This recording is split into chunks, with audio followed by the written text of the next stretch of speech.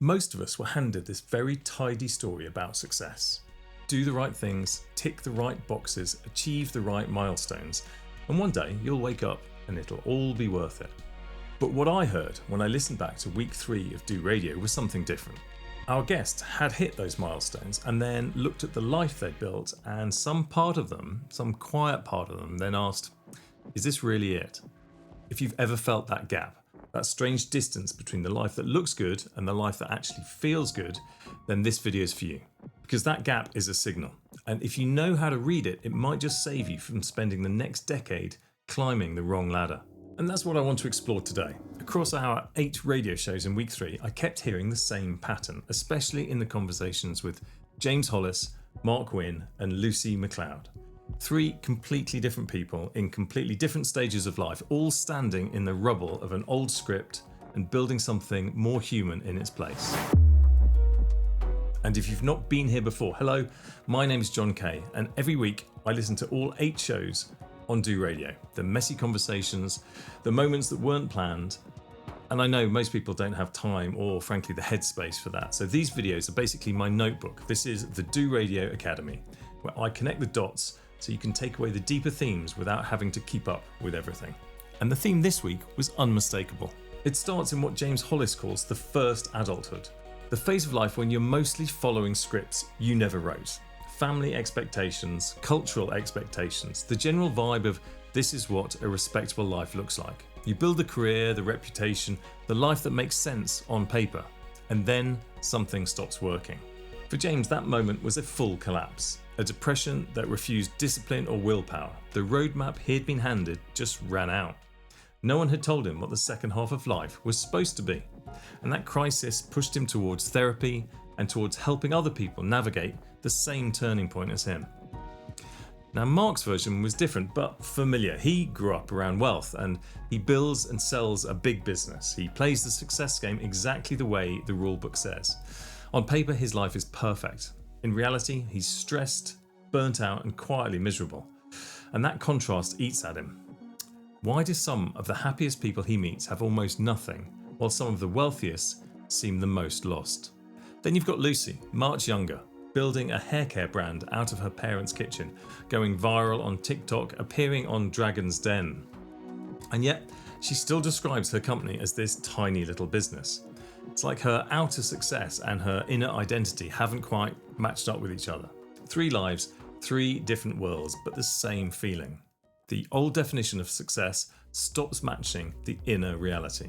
That's always the first sign. The script just doesn't fit anymore, and once you notice that kind of dissonance, you can't ignore it. But that's when something really interesting starts to happen. People begin to build new metrics, not the ones they were given, but ones that actually mean something to them. Marc's new metrics are beautifully concrete. Instead of chasing scale for scale's sake, he designs a life on Guernsey that feels meaningful day to day, a life built around curiosity, community, and contribution. His success becomes, am I spending my time building the world I actually want to live in? Lucie's new metrics are quieter. She still cares about numbers, she has to. It's a thriving business that she started here. But she keeps returning to how it feels. Is the pace of growth sustainable? Is this creatively exciting? Is she trading her soul just to feed the algorithm? James's redefinition is more inward looking. For him, success becomes alignment with his deeper self, listening to the questions life is asking of you. Not how impressive you look from the outside, but whether your choices reflect who you are on the inside. And when you put all 3 together, you get this jigsaw of alternative metrics. Conversations over coffee, contributing to this place you call home, the pride of building something with your own hands, an outer life that doesn't conflict with your inner one. It's not perfect, it's not tidy, it's alive, and it's very do. It's exactly the kind of thing we're trying to get underneath at Do Radio. Now, of course, money does sit underneath all of this. You can't talk about success without it. And for Marc, he's lived on both sides. He's had that pressure of building and exiting a company, the comfort that comes with having some money, and the truth that it doesn't solve those deeper questions. Yes, of course, it buys options, it buys time, but it doesn't buy meaning. Lucie experiences the strange lag between financial success and identity. The spreadsheets say she's doing great, but her sense of self is still catching up with her.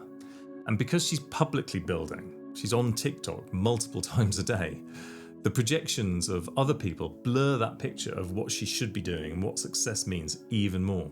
And James works now with people who've achieved enormous material success but still feel lost. For them, money becomes a shield, a way to avoid confronting those deeper questions that the second half of life insists on asking.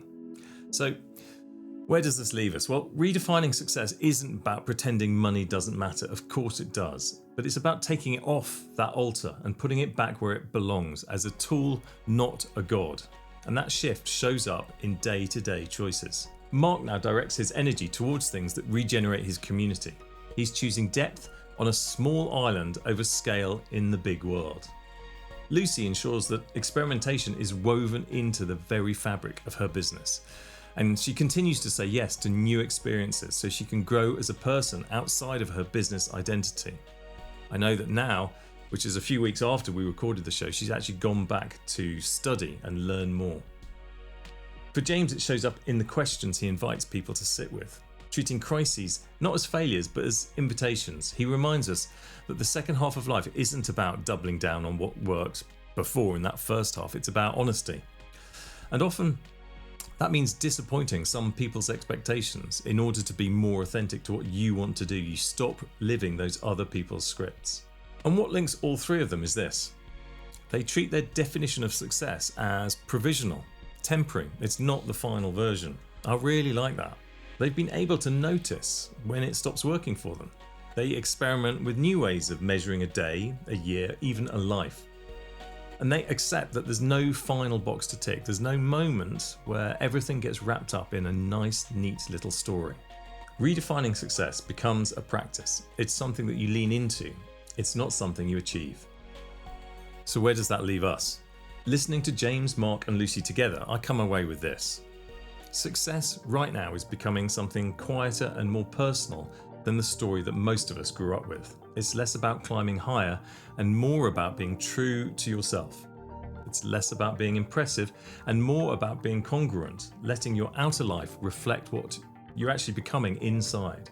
For some people, that still includes money, recognition, big, visible projects. But for others, it looks like a small business that pays the bills and leaves enough time for the people and places that they care about. But for almost everyone, at some point, the old script stops working. You have to decide whether to cling to it or let it fall apart so you can write a new one. And if this theme resonates, if you recognise some of that dissonance in your own life today, then I encourage you to download our Do Radio app and go and listen to the full conversations with James Hollis, Marc Winn and Lucie Macleod from week 3. They're messy and human and full of nuance, and that's exactly why they're helpful when you're trying to work out what success really means for you. And if you want more of these weekly reflections, this study group for the station, if you like, then subscribe to the channel and tune in to Do Radio. But more importantly, take whatever landed here and let it start a conversation about what success means for you. Thanks for watching. I'll see you next time.